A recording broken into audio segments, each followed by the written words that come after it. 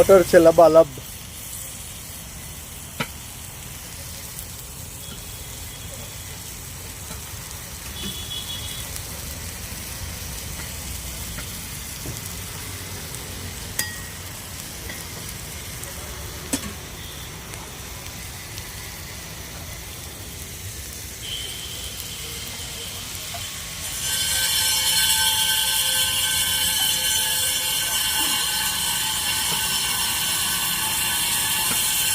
मसाला paper.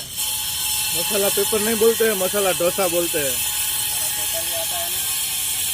मसाला paper नहीं आता है, खाली पेपर आता है।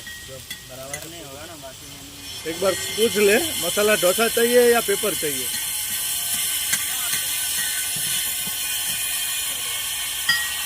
ये वाला पीस है ना, इधर रोक देने का। गूगल पे गया